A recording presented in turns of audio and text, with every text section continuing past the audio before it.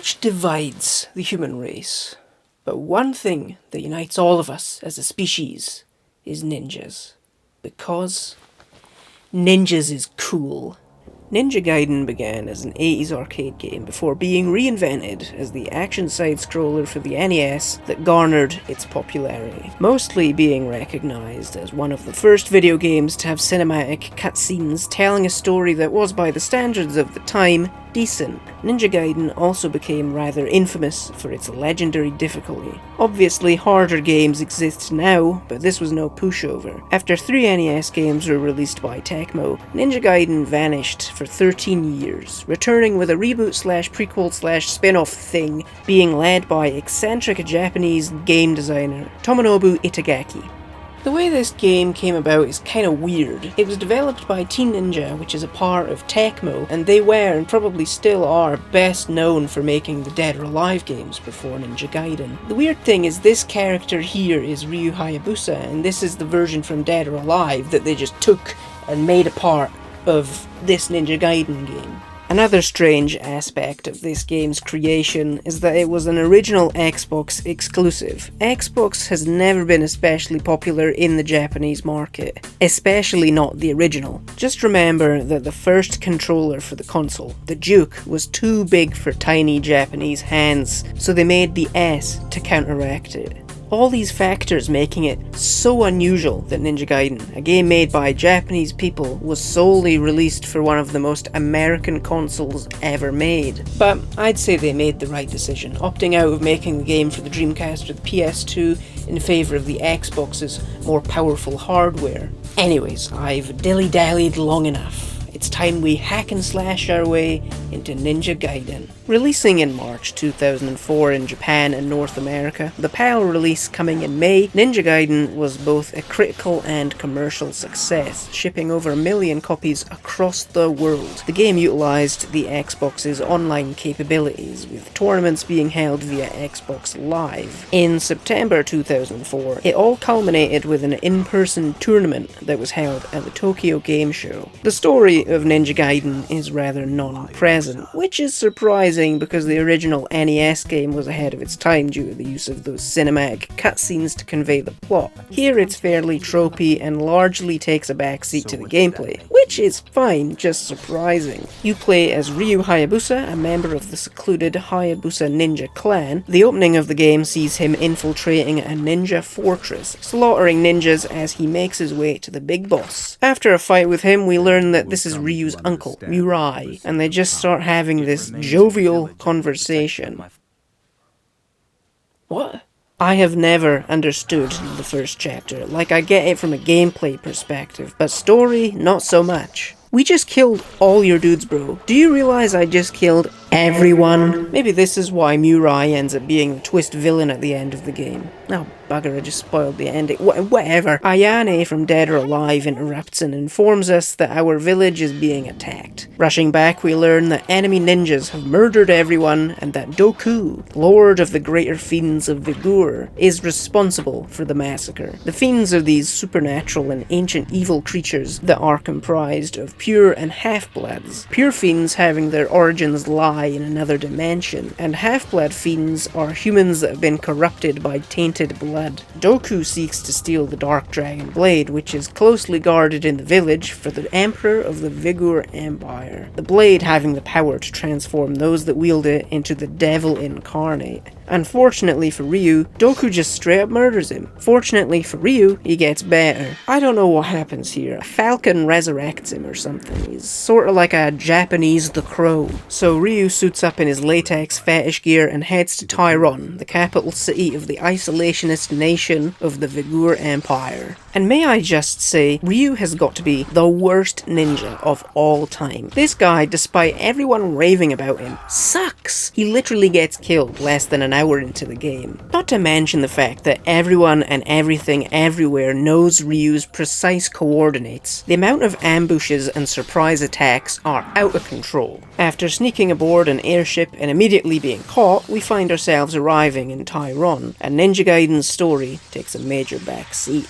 Sure, each chapter moves it forward somewhat, but like I said earlier, it's a non-presence. We do come across characters such as Rachel, a fiend hunter. The fiend she's hunting specifically is her sister, Alma, although her attention soon turns to Doku, as he is responsible for turning Alma into a greater fiend like himself. The story is rather irrelevant. The game details Ryu's rampage through Tyrone, taking him through the desolate streets to a monastery, to catacombs, to a military base, sewers, ice cave and lava caverns, a pyramid, and the climax within a giant tower full of the deadliest foes. We do have a couple showdowns with Doku, defeating him twice, but not before he awakens the fiendish blood that lay dormant inside Ryu, making him blue. Why are you blue?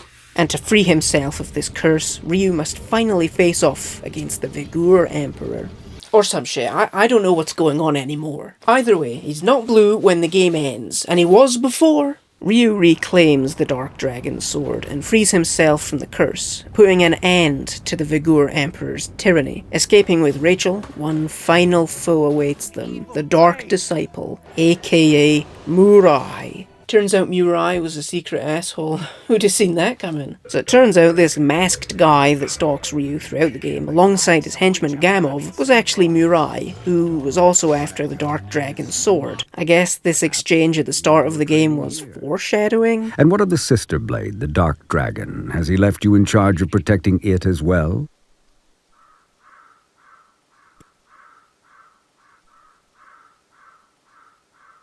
It remains in the village under the protection of my father's clan. They will ensure that the sword remains untouched. Its dark power sealed. It is a shame that such a sword must go untouched, such power unused. Alas, I am not of the dragon lineage. The sword is not of my concern. What makes this twist fall flat on its face is that Murai completely disappears for like 90% of the game. He'd been gone so long that I'd completely forgotten he existed. Dissatisfying reveal aside, Murai is one of the easier bosses in the game and goes down like the chump he is, and the Dark Dragon sword is destroyed.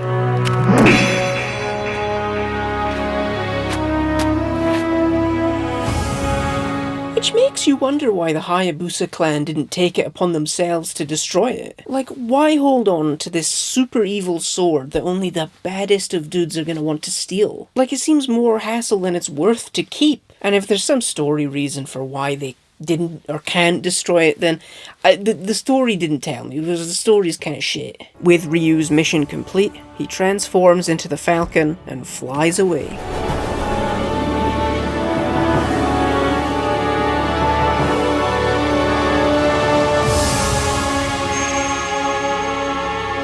So is he dead? Like, what does that even mean? He a bird now?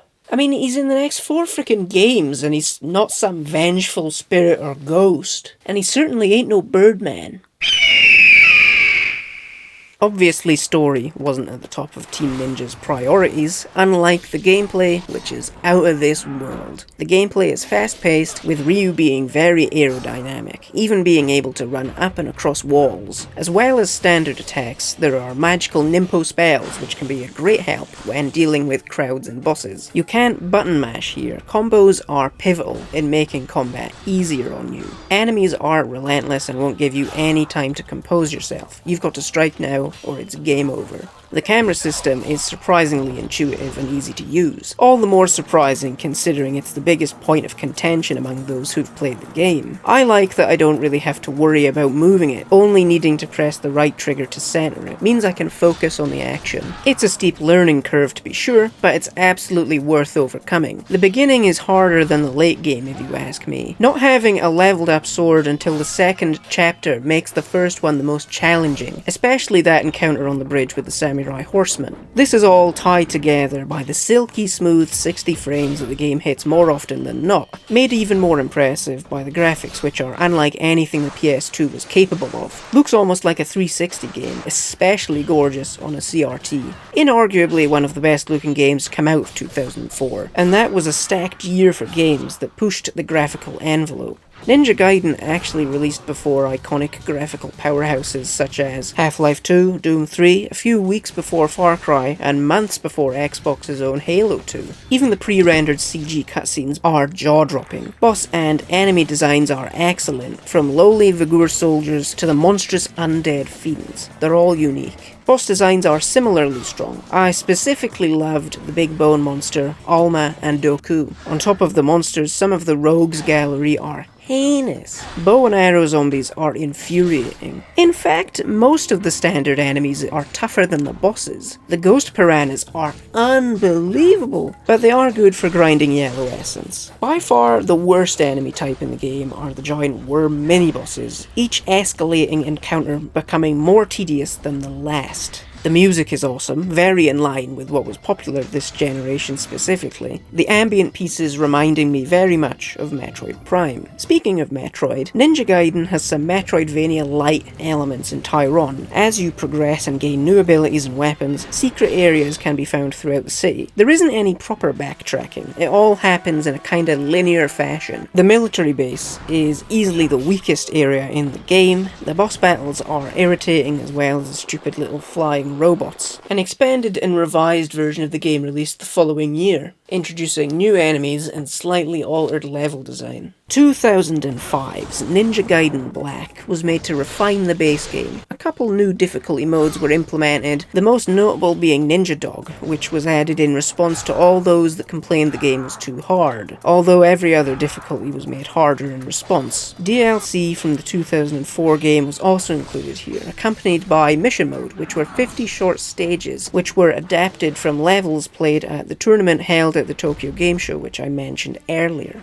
Despite the release of Black, Team Ninja still wasn't done with Ninja Gaiden. Like a George Lucas adding a CGI Jabba the Hutt to Star Wars, in 2007 we got Ninja Gaiden Sigma for the PlayStation 3. The source code for Ninja Gaiden and Black was lost when they remade the game as Sigma, which led to the biggest changes being made. They added new chapters where you play as Rachel. These destroy the pacing of the game, so don't play Sigma just for Rachel. You really aren't missing out on anything. It also looks worse. The bloom was turned up to 11, and it looks way too oversaturated. In addition, they ruined Ryu's ass. Those cheeks have way less definition than before. I mean, I'm not gay or anything, just confused.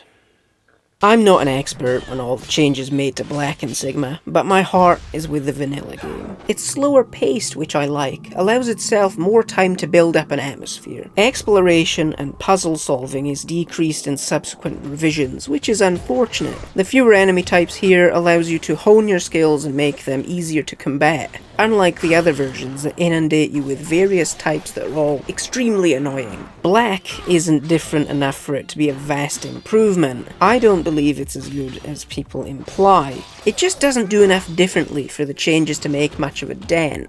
And the new camera system is worse, with the left and right camera rotation being inverted. Luckily, you can swap back to the original system. Sometimes, less is more. I often find myself preferring vanilla editions of games. They're more focused and manageable than future versions that add a ton of new content. Whether vanilla is the toughest version of the game, I'm not sure. People say it is, or they'll say it's Black. Personally, I find vanilla easiest, and Sigma to be much tougher. Ninja Gaiden becomes an easier game with experience, especially after a blind first playthrough. Knowing what's coming up next really aids in helping you hone your ninja abilities. It isn't an easy task in what version of the game I'd recommend you play. Most would say Black, I would say vanilla. Just play whatever one you want. I mean, at the end of the day, they're all the same game. Only a really huge nerd will be able to notice all the differences. Oh well, you know what really matters? Yeah, ninjas. Because ninjas is cool.